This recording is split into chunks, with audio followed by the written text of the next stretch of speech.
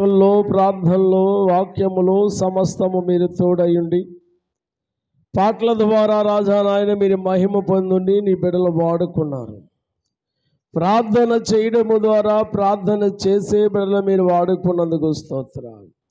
అలాగే వాక్యము చదువుని బిడ్డలను బట్టి అయ్యా రాజా ఆరాధనలో ఉన్న బిడ్డల బట్టి బిడ్డలందరూ కూడా మీరు దీవించి ఆశీర్వదించమని, ఇదిగో నీ ఆత్మచేత నీ బలమైన కార్యాలు మీరు జరిగించండి. అయ్యా లైవ్లో ఉన్న బిడ్డల బట్టి సంఘ బిడ్డల బట్టి వింటున్న వారిని బట్టి ప్రతి ఒక్కరితో మీరు మాట్లాడమని ప్రార్థన చేస్తూ మా మధ్యకి నూతన దంపతులను తీసుకొచ్చిన విధానం బట్టి వందనాలు. ఇది మొదలుకొని ప్రతి వారము రాజనైన బిడలు నీ సన్నిధిలో గడుపుటకు కృపను అనుగ్రహించండి. రాజా వారి దాంపత్య జీవితాన్ని మీరు ఆశీర్వదించండి. మరి సంఘ బిడ్డలందరూ కూడా పురికొల్పండి.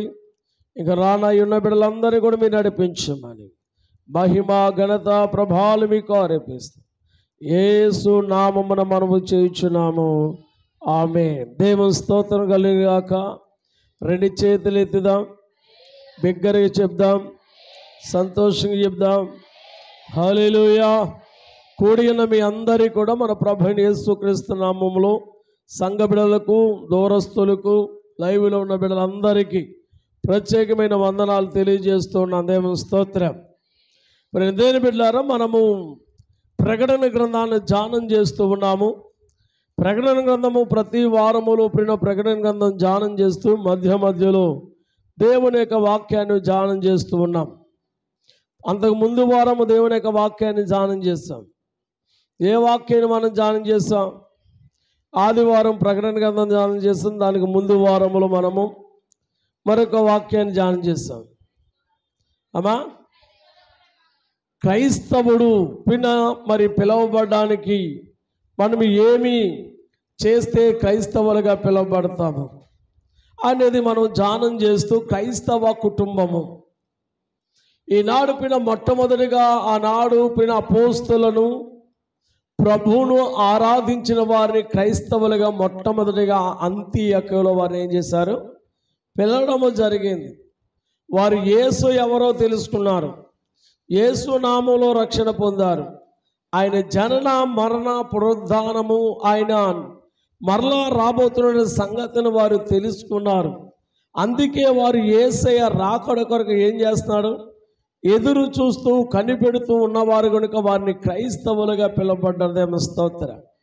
క్రైస్తవులు అనేది ఒక మతము కాదని, క్రైస్తవ్యం అనేది ఒక మతాన్ని స్థాపించడానికి ప్రభు రాలేదని, క్రైస్తవులు అనగా యేసు ప్రభుని నమ్ముకున్న వారికి పెట్టబడిన పేరు మాత్రమే. దేవుని స్తోత్రం.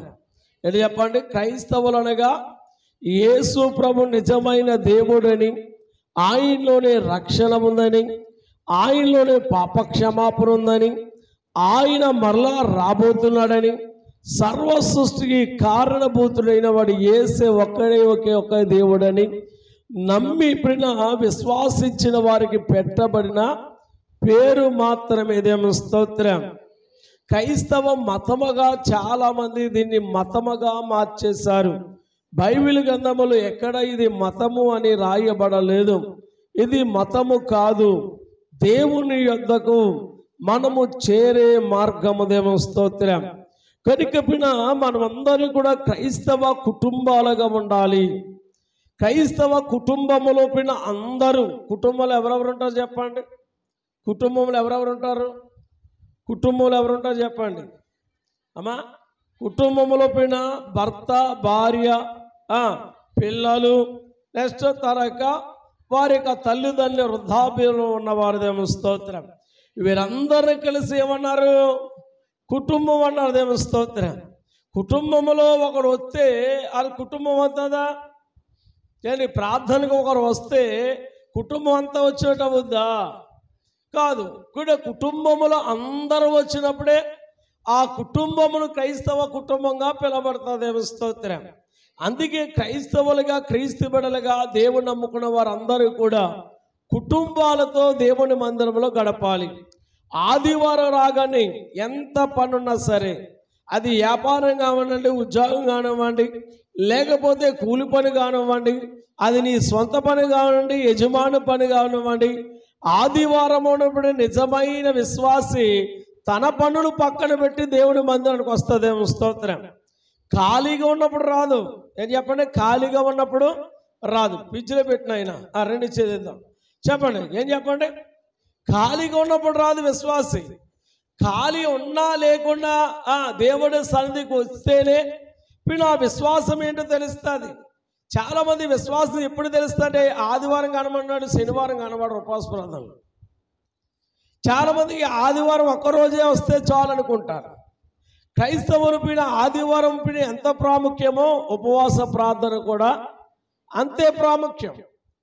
ప్రతి ప్రార్థనకు, ఏ ప్రార్థనకు ఉన్న ప్రత్యేకత ఆ ప్రార్థనకు ఉంది. దేవుని స్తోత్రం.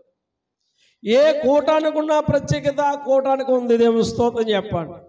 రెండు చేతులు ఎత్తి దగ్గరగా హల్లెలూయా. కుటుంబము అంతా కూడా దేవుని సన్నిధిలో గడపాలి. కుటుంబం అంతా దేవుడి సన్నిధికి రావాలి. మనం పిన పేరుకి మాత్రం మేమందరూ కూడా గుడికి వెళ్తామండి, మేమందరూ కూడా యేసుప్రభుని నమ్ముకున్నామండి, మేమందరూ కూడా క్రైస్తవులేమండి అంటారే తప్ప కుటుంబం అంతా కూడా ఉండదు. కుటుంబంలో భర్త, భార్య, పిల్లలు అందరూ కూడా ఆ కుటుంబం ఉన్నప్పుడే ఆ కుటుంబం దీవించబడుతూ ఉంటుంది. సరిగా కూర్చో చెప్పండి. ఆ కుటుంబం అంతా కూడా దీవించబడాలంటే ఆ కుటుంబంలో ఉన్న వారందరూ ఎక్కడ ఉండాలి? మందిరంలో ఉండాలి. ఆదివారము ప్రియ తప్పనిసరిగా ఎందుకు రావాలనేది దేవుని చేత దీవించబడడానికి రావాలి. ఇశ్రాయేలుకి 7 దినాల్లో 6 దినాలు మీరు కష్టపడండి, 7వ దినమున నా మందిరముతో పనివారితో సహా ఏ పని కూడా మీరు చేయకూడదని ఆనాడు ఇశ్రాయేలుకి చెప్పారు. ఇశ్రాయేలుకి పిన్న 7వ దినము పరిశుద్ధముగా ఆచరించమన్నాడు. మరి నాడు క్రైస్తవులు పిన్న ఏ దినాన్ని ఆచరించాలి? పిన్న ఏ దినము పిన్న క్రైస్తవులు రావాలంటే మనకి ఇవ్వబడిన దినము క్రైస్తవులకి, అన్యులకి ఇవ్వబడిన దినం ఏంటంటే ఆదివారము పునరుద్ధాన దినం. స్తోత్రం. ఈ పునరుద్ధాన దినమున పిన కుటుంబాలుగా క్రైస్తవ కుటుంబాలు, క్రైస్తవులుగా పిలవబడిన వారు అందరూ కూడా పిన ఎక్కడ ఉండాలంటే దేవుని సన్నిధిలో ఉండడానికి ప్రయత్నం చేయాలి. భార్య మందిరంలోనే, భర్త పొలంలో ఉండకూడదు. భర్త పిన పొలంలోని, పిల్లలు ఎక్కడెక్కడో తిరగకూడదు. పిల్లల్ని ఎలా పడితే అలా వదిలేయకూడదు. పిల్లల్ని ఎక్కడ పెడితే అలాగ పిల్లలే కదా అని తెస్తే మొక్క ఉన్నది మానయుంగున అన్నది దేవుని స్తోత్రం. వారు చిన్న వయసులోనే చెప్పకపోతే, చిన్న వయసులోనే వారిని గద్దించకపోతే, చిన్న వయసులోనే వారికి తెలియచేయకపోతే వారు పిన పెద్ద అయిన తర్వాత వారి మాట వినరు. ఇప్పటికే చాలా మంది తల్లిదండ్రులు పిల్లల్ని బట్టి ఏడుస్తూ ఉన్నారు. ఇప్పటికే చాలా మంది పిల్లల్ని చూసి పిన తల్లిదండ్రులు పిన ఎందుకు కన్నానా, ఈయన ఎలాంటి వాడని తెలిస్తే, ఈయన ఎంత దారుణంగా ఉంటాడని తెలిస్తే ఈయన గొంతుకులో 2 ఒడ్డుగా నేను చంపేద్దాను అనుకున్న వాళ్ళు లేకపోలేదు. దేవస్తోత్రం. కడుపు కోత లాంటిది. తల్లిదండ్రులు బాధపట్టేవాడు ఎవడో కూడా వర్దేలాడు. దేవస్తోత్రం చెప్పాడు. అది ఆడపిల్ల అయినా మగపిల్లడైనా. దేవుని యొక్క వాక్యం చెప్తుంది 10వ కప్పిన నిర్గమకాండం 20వ అధ్యాయంలో 10వ ఆజ్ఞలో ఒక ఆజ్ఞ, నీ తల్లిదండ్రులను గౌరవించాలి. మాటల తోలలాడకూడదు, మాటల పైన వదలకూడదు, బూతులు ఆడకూడదు, తిరగబడకూడదు. తిరగబడే పిల్లలు సర్ప సంతానం అవుతారు. దేవస్తోత్రం. సైతాన పిల్లలు అవుతారు. దేవస్తోత్రం. కోపగించుకున్న వారు ఎవరి యొక్క లక్షణం? అది అపవాది యొక్క లక్షణం. చీటికి మాటికి తోసపోవలో బుస్సులు వేసిపోతుంటారు.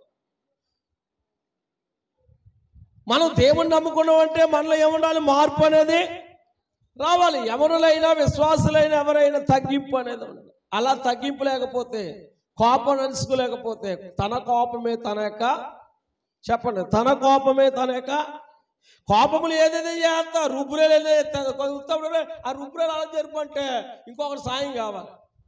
అదే కోపంలో అని కొట్టేయడానికి ఆ రుబ్బురేలు ఎత్తేస్తాం. ఏంటి దడిపిన ఆ దడికాల పిల్లలు ఆగడానికి అదే కోపలు ఇచ్చేస్తాం. కనుక ఎందుకు విషయాన్ని మీకు చెప్తున్నాను? దేవుని బిడ్డలుగా పిన దీవించబడాలి, ఆశ్రయింపబడాలి అంటే మనం ఒప్పిన భార్య ఒక చోట, భర్త ఒక చోట, పిల్లలు ఒక చోట ఉండకూడదు. ఆదివారం వస్తుందంటే శనివారమే మన పిల్లల్ని ఏం చేయాలి? సిద్ధపరచాలి. భార్య సిద్ధపడాలి, భర్త సిద్ధపడాలి, పిల్లలు సిద్ధపడాలి. కుటుంబం అంతా వస్తే ఆనందం వేరు. ఏంటి చూడండి, ఎవరి ఇష్టం వచ్చాడు, ఎవడికి ఇల్లు పిన్న ఆకలి ఎత్తాడు, తినేస్తే కుదురుదా? సాయంత్రం 5 భర్త, పిల్లలు, కుటుంబం అంతా కలిసి ఎలా చేస్తారు? అలా ఎంతమంది చేస్తున్నారు భోజనం? మేమందరూ ఒకేసారి చేస్తామని అన్నవాళ్ళు. చాలా సంతోషం, మిమ్మల్ని దేవుడు దీవించిన. కొంతమంది పనికి వాళ్ళు ఉంటారు, భర్త లేకుండా భార్య తినేస్తుంది, భార్య లేకుండా భర్త తినేస్తుంది, భర్త భార్య భర్త లేకుండా పిల్లలు తినేస్తారు. అది మంచి లక్ష్యము. నిజమైన క్రైస్తవ కుటుంబము కుటుంబ ఆరాధన చేసుకుని కుటుంబం అంతా కూడా కలిసి భోజనము చేయాలి. మన జొత్తలో యెహోవా యందు భయభక్తులు గలవాడు, ఆయన త్రావలు యందు నడిచేవాడు అందరూ దాన్ని నిశ్చయముగా నీ చేతుల